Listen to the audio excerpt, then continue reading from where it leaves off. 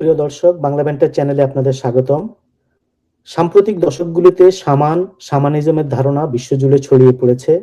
2011 সালে পরিচালিত একটি অনুসন্ধানে গুগলে শামান লিখে 10 মিলিয়নের বেশি ফলাফল পাওয়া গিয়েছিল এবং গুগল স্কলারে শামানিজমের উপরে প্রায় 35,000-এর উপর বেশি তালিকা পাওয়া গিয়েছে। ইংরেজি শামানিজম শব্দটা এসছে রুশ শব্দ সামান থেকে, আর ওই রুশ শব্দটা আবার এসছে তুঙ্গুসীয় কোনো একটা ভাষা থেকে। শামানিজম হলো একটি বিশেষ ধরনের আধ্যাত্মিক পথ। যারা এই পথে হাঁটেন তাদেরকে বলা হয় শামান। আর এই শামানরা ধ্যান বা অন্য কোনো অদ্ভুত উপায়ে নিজেদের স্বাভাবিক চৈতন্য অবস্থা থেকে সরে গিয়ে অন্য এক জগতে পাড়ি জমান। সেই জগৎটা আত্মাদের জগৎ বা স্পিরিট ওয়ার্ল্ড, যেখানে তারা ঘুরে বেড়ান। এই যে তারা অন্য জগতে যান, এর পেছনে কিন্তু বেশ গুরুত্বপূর্ণ কারণ আছে। আত্মা বা অন্য কোনো আধ্যাত্মিক শক্তিকে আমাদের এই চেনা পৃথিবীতে এনে তারা মানুষের ভালো করার চেষ্টা করেন। সেটা হতে পারে কারো কঠিন রোগ সারিয়ে তোলা, কিংবা ভবিষ্যতের কোনো আভাস দেওয়া, অথবা অন্য কোনোভাবে মানুষের উপকারে আসা। তো সামানিক অনুশীলনের প্রাসঙ্গিকতার প্রমাণ ইতিহাস এবং প্রাগৈতিহাসিক কালের বিভিন্ন শাখা ও পেশার মধ্যে বিদ্যমান। মানব সংস্কৃতিতে সামানবাদের উপস্থিতি বিশ্বজুড়ে প্রাচীন শিল্পকলা এবং ধর্মীয় নিদর্শনে সামানিক উপস্থাপনার গুরুত্বপূর্ণ ভূমিকার মাধ্যমে চিত্রিত হয়ে আছে, যা ইউরোপের গুহালিপিতে প্রাপ্ত শিলালিপি থেকে প্রমাণিত। রেনেসাঁ পরবর্তী ইউরোপীয় সমাজে সামানবাদ স্বীকৃত ছিল না, যদিও অন্যান্য সংস্কৃতির স্পর্শে আসার ফলে প্রধানত উপনিবেশ স্থাপনের কার্যক্রমের মাধ্যমে তারা এই ধরনের প্রথার সাথে পরিচিত হয়েছিল। ইংরেজিতে সামান শব্দটির প্রচলন এবং ইউরোপের বুদ্ধিজীবী মহলে এর আধুনিক আবির্ভাব ঘটে জার্মান বৈজ্ঞানিক অনুসন্ধানের মাধ্যমে, যারা রাশিয়ার মাধ্যমে সাইবেরিয়ার তুঙ্গুসদের কাছ থেকে সামান ধারণাটির সাথে পরিচিত হয়েছিল। সপ্তদশ ও অষ্টাদশ শতাব্দীতে সাইবেরিয়ায় রুশ বৈজ্ঞানিক অভিযানের মাধ্যমে উদ্ভূত সামানবাদের বর্ণনামূলক চিত্রায়নগুলো এতে অবদান রেখেছিল।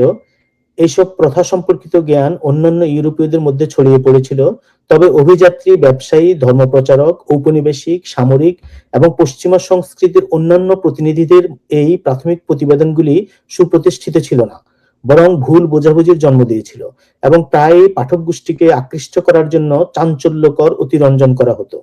তা সত্ত্বেও সপ্তদশ শতাব্দীতে সামানবাদের ধারণাটি পশ্চিমা বৈজ্ঞানিক কল্পনাকে প্রভাবিত করতে শুরু করে।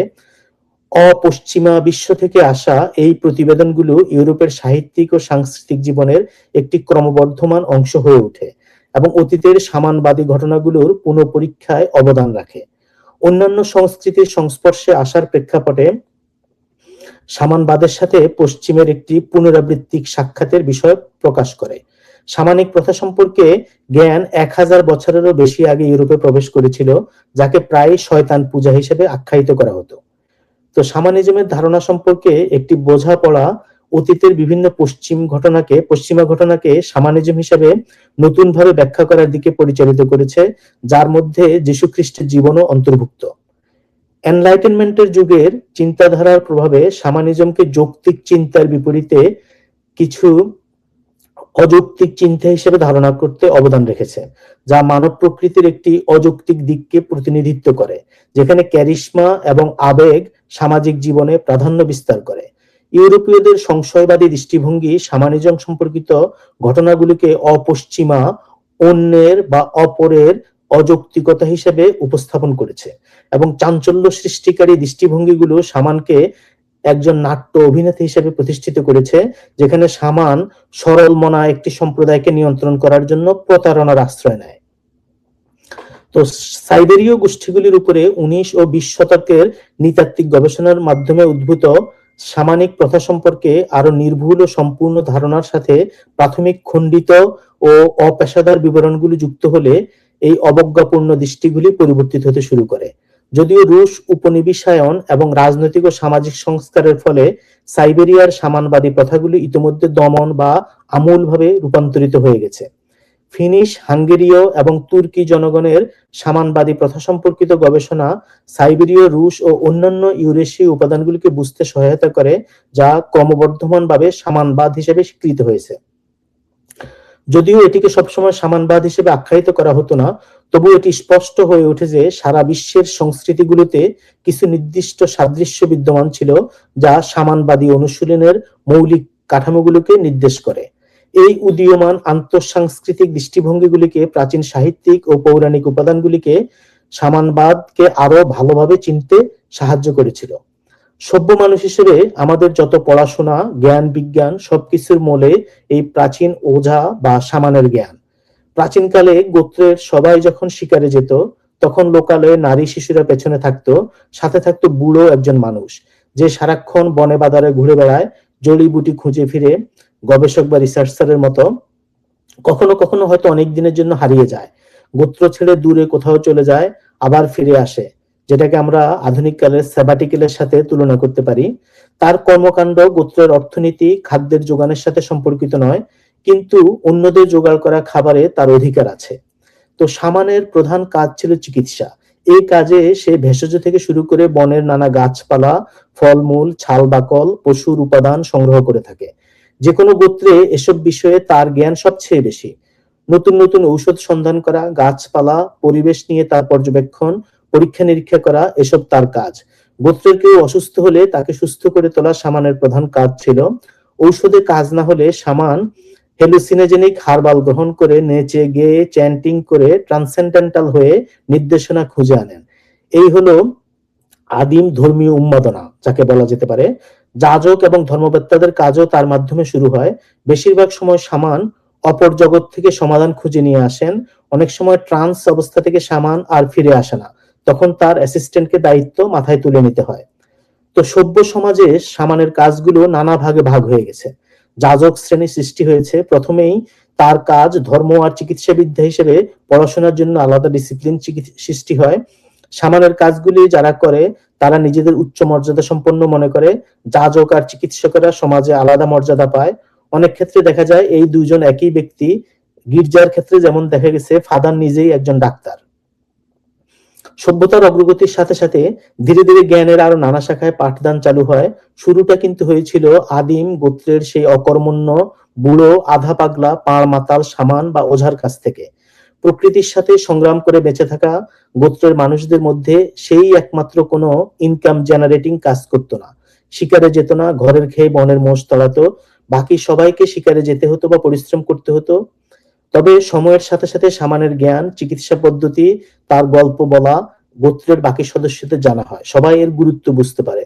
আর বর্তমানে তো কথাই নেই, ওঝার কাজ শিখতে আমাদের জীবন জেরবার। স্কুলে কাটিয়ে দিতে হয় জীবনের 20 থেকে প্রথম 25 বছর। মোট কথা, আধুনিক চিকিৎসাবিদ্যা, ভেষজ বা ফার্মাসিউটিক্যালস এর জ্ঞান, নেশাদ্রব্য, ধর্মতত্ত্ব বা আধ্যাত্মিকতা, ট্রান্সেন্ডেন্টাল মেডিটেশন, মিউজিক, নাচ, গল্প বলা, স্টোরি টেলিং বা সাহিত্যের মূল উপাদান আদিমকালের সামানিক চর্চার মধ্যে পাওয়া যায়। মির্চা এলিয়াদ এর যুগান্তকারী এবং ধ্রুপদী গ্রন্থ শামানিজম, আর্কেইক টেকনিক্স অফ এক্সটেসি, সামানবাদী প্রথা সম্পর্কিত নৃতাত্ত্বিক গবেষণার একটি যুগান্তকারী অবদান। এলিয়াদ বাংলাদেশে লা নুই বেঙ্গলি নামক প্রেমের উপন্যাসের জন্য বিখ্যাত। তার জবাবে মৈত্রী দেবী লিখেছিলেন নহন্যত নামের আরেকটি বিখ্যাত উপন্যাস। মির্চা এলিয়াদ ছিলেন একজন বিখ্যাত নৃতাত্ত্বিক। যৌবনে তাকে একসময় গবেষণার কাজে কলকাতায় অবস্থান করতে হয়। সে সময়ের অভিজ্ঞতার উপরে নির্ভর করে তিনি ওই উপন্যাস লিখেছিলেন। যাই হোক, মির্চা এলিয়াদের পদ্ধতির একটি মূল তাৎপর্য হলো সামানবাদের ধারণাটি আন্তঃসাংস্কৃতিক। তিনি দেখিয়েছেন যে এগুলো কেবল সাইবেরীয় বা ইউরেশিয়ান প্রথাই ছিল না, বরং বিশ্বের বিভিন্ন সংস্কৃতিতে এর অস্তিত্ব ছিল।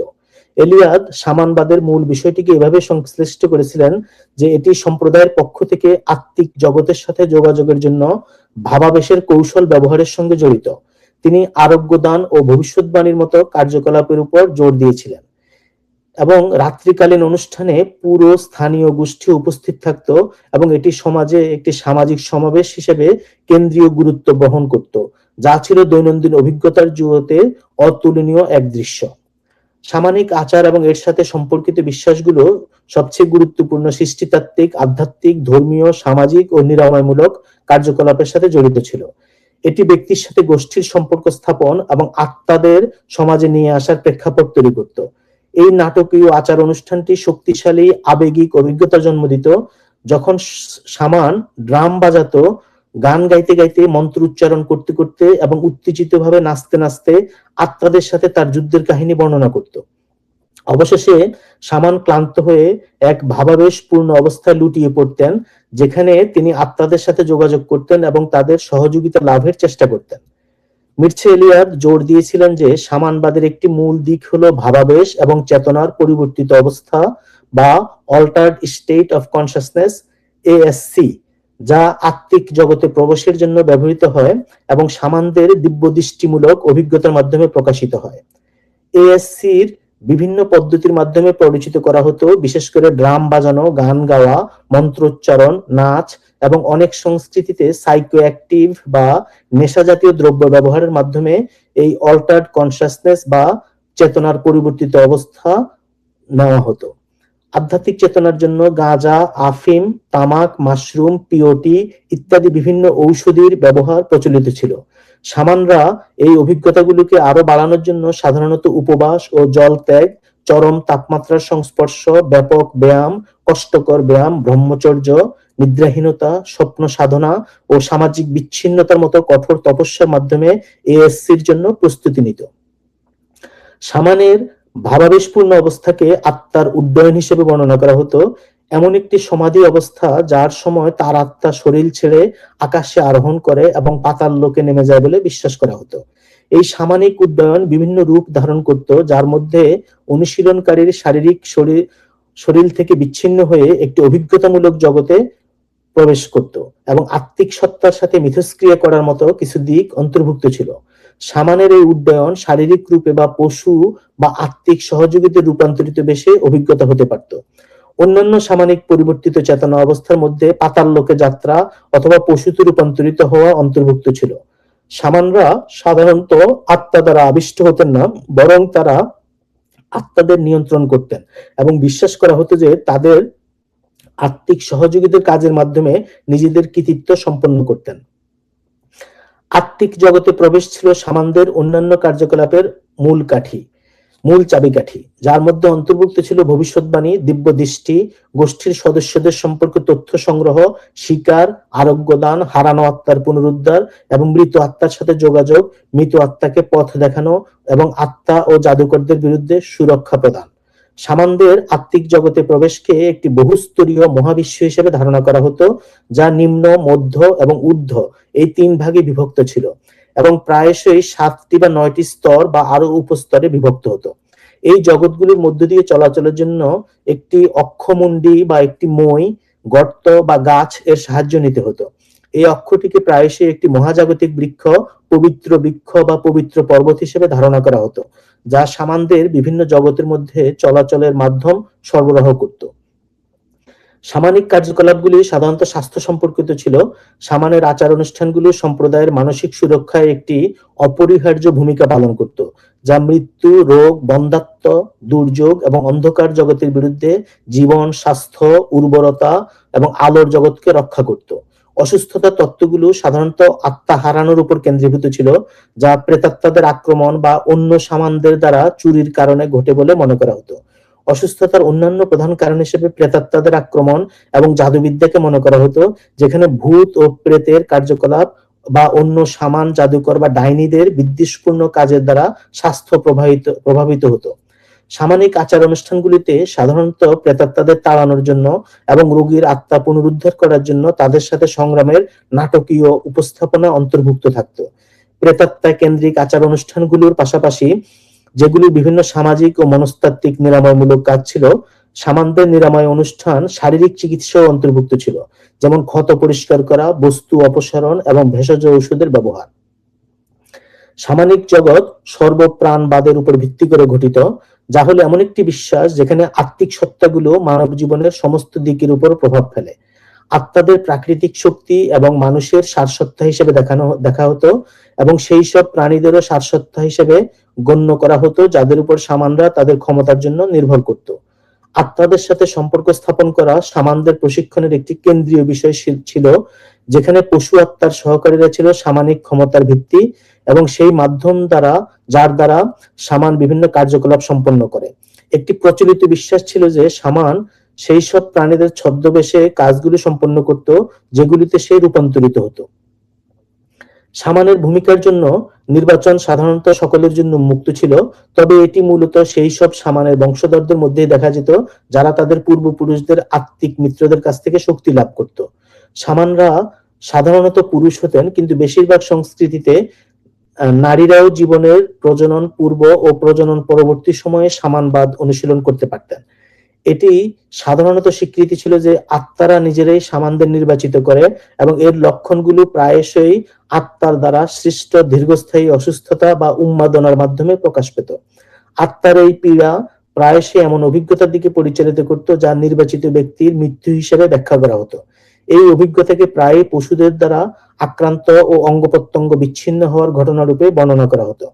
ব্যক্তিগত মৃত্যুর এই অভিজ্ঞতার সময় বা আত্মার অবশেষে দীক্ষিত ব্যক্তিকে সুস্থ করে তুলত এবং শক্তি প্রদান করত, বিশেষ ক্ষমতা ও জীবনের জন্য নতুন নিয়ম দিত, যা সেই ব্যক্তিকে একজন আহত নিরাময়কারীতে রূপান্তরিত করত। এই মৃত্যু ও পুনর্জন্মের অভিজ্ঞতাই শামানকে ক্ষমতায়িত করেছিল।